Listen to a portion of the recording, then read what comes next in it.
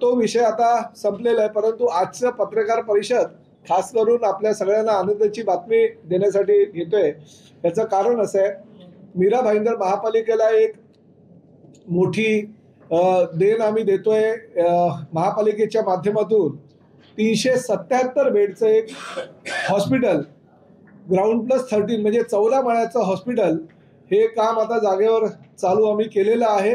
मध्यंतरीच्या काळामध्ये काही गोष्टींमुळे आणि डेव्हलपरनं नकारार्थी मान फिरवली होती, त्यामुळे ते हॉस्पिटलचं काम काही होऊ शकलं नव्हतं। परंतु आता माननीय आयुक्तांनी त्यांचे नकाशे मंजूर केलेत आणि आता जागेवर ते काम चालू होऊन पुढल्या 3 वर्षामध्ये ती इमारत महानगरपालिकेचा एकही रुपया खर्च न करता, म्हणजे ज्या पद्धतीनं आपण लता मंगेशकर नाट्यगृह बनवून घेतलं तशाच पद्धतीनं ही आपण साधारणतः 2 लाख फुटाची, शिंदे साहेब 2 लाख फूट होतं ना टोटल,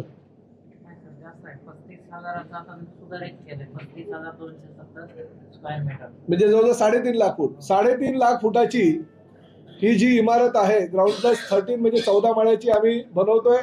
आणि त्याचं सगळं ब्रोशर तुमच्याकडे आलं का सगळं? त्याचे प्लॅन वगैरे तुमच्याकडे केलेलं आहे।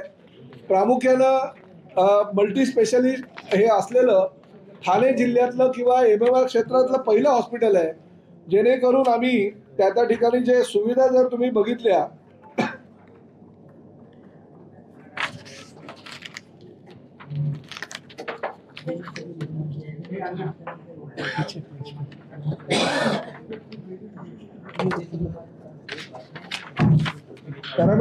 पैरामेडिकल का किती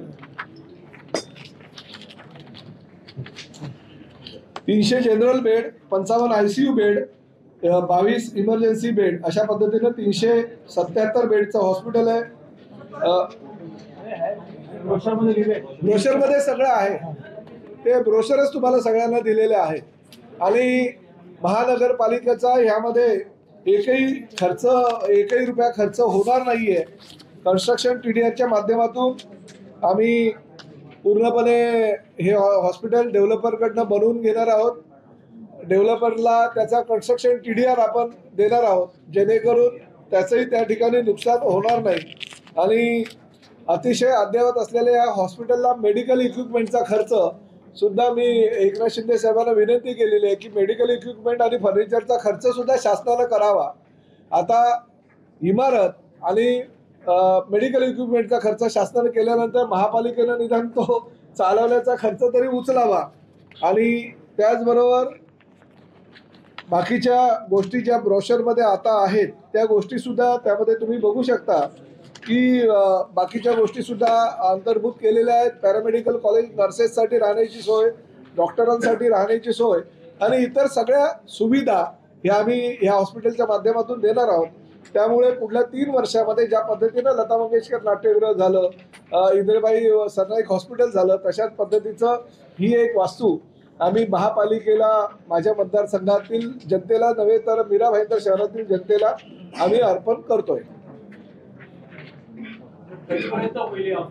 काम चालू झालेलं आहे, 3 वर्षामध्ये ते पूर्ण करणार। पण महापालिकेचा एकही रुपया खर्च ह्या मेडिकल इक्विपमेंटसाठी होणार नाही। महापालिकेने सगळं फक्त चांगल्या प्रकारे ते हॉस्पिटल चालवावं असं आम्ही आयुक्तांना सांगितलेलं आहे। कारण शेवटी कसं आहे की आता बघा, टेंबा हॉस्पिटलची पण काय अवस्था आहे हे तुम्हाला सगळ्यांना माहिती आहे, कारण अनेक तक्रारी त्या माध्यमातून येत असतात। ते हे हॉस्पिटल जसं ठाणे महानगरपालिका छत्रपती शिवाजी महाराज रुग्णालय अतिशय चांगल्या प्रकारे चालवतं, महापालिकेने ठरवलं तर सगळं काही होऊ शकतं। त्यामुळे अतिशय चांगल्या प्रकारे एवढी 3.5 लाख फुटाची जी इमारत आहे आणि त्या इमारतीमध्ये सगळे काय सुविधा जर आम्ही महापालिकेला करून देत असेल तर महापालिकेचं कर्तव्य बनतं की त्यांनी थोडासा निधी, कारण शेवटी रस्ते, गटार, वॉटर मीटर बरोबर हे जे हा जो खर्च, आरोग्यविषयक खर्च आहे, तो पण महापालिकेनं करणं कर्तव्य असतं। आणि महापालिकेला असं हात वर करून चालणार नाही की नाही आमच्याकडे पैसे नाही आणि आम्ही हे करू शकत नाही, त्यांना ते करावंच लागेल। इतर दुसऱ्या खर्चातून थोडीशी कपात करा, पण महापालिकेने हे इस्पितळ अद्ययावतपणे अतिशय चांगल्या प्रकारे चालवा। कारण शेवटी आम्ही लोकप्रतिनिधी आहोत, आम्ही लोकांना सुविधा देत आहोत, तर महापालिकेनं सुद्धा त्यासाठी आपलं योगदान देणं गरजेचं आहे।